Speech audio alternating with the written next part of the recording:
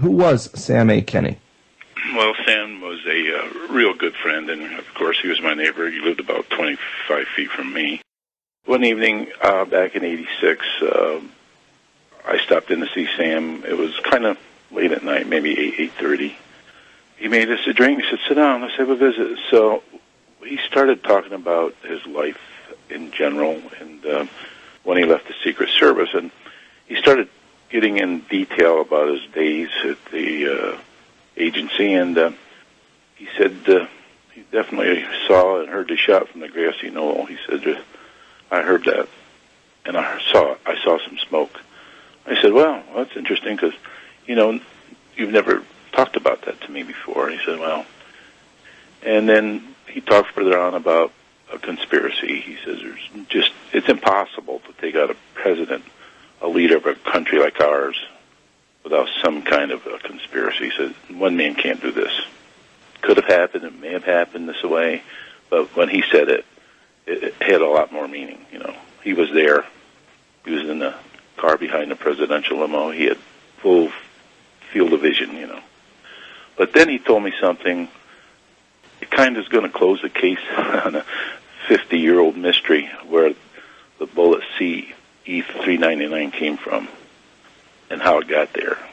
That's the bullet was found on the stretcher at Parkland Memorial Hospital. And Sam had found this while cleaning up the car and going through the presidential car. And he just picked it up and laid it on that stretcher. Never said a word. And when we got all done, he says, you can tell this stuff. And I said, okay, I'll tell it. If you want it out there, I'll tell it.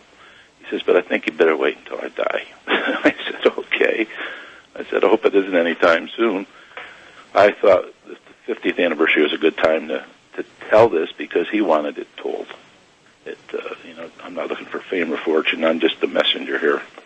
I think he wanted to clear up the mystery of how that book, he wanted to get the car cleaned up, and he didn't want the president to be remembered like that. And he just thought he was doing something for his president, not even considering a crime scene. I'm sure it didn't even, that day it was such a surprise and shock. I don't even think he even thought about it.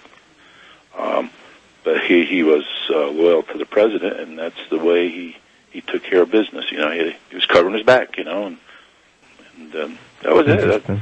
He didn't really go into great detail about it. As far as cleaning the car, he got the cars ready, put the top on them, and got them back to the airport, and got them loaded aboard the 130 and back to Edwards Air Force Base. You're a Marine, from what I understand, and you've never been one to necessarily believe in conspiracies, but this really touched you, and this personal information that you received from Sam was important to you. Is that correct? Yeah, that's correct. I was quite amazed that he trusted me with that information, He wanted it put forth. People who knew Sam, he was quite a straight shooter.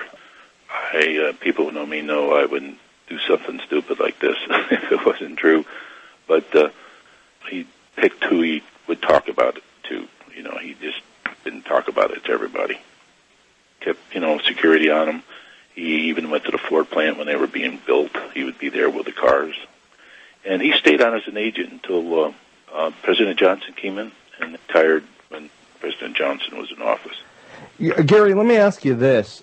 A lot of people are concerned about LBJ's role in this. Did he speak of LBJ as a suspicious party? Well, one time we were visiting, and he said something to the effect of, when something like this happens, you have to look to see who would benefit the most. And he said all the fingers were pointing at LBJ. He did say that. How you feel this is so important? The basic three topics that I wanted to get out was that he did feel and that a shot came from the grassy knoll. He said he saw smoke, heard the shot. He also thought that there was a conspiracy to shoot his president because one man couldn't do it. And he's probably right on the money. One man couldn't do it. He definitely wanted it out there. He asked me to take care of business after his death, and he was my friend, and I'm doing that today. It's a good time to get it out on the 50th. So it may have some impact. I hope it answers a question, confirms a couple. Glad to do it.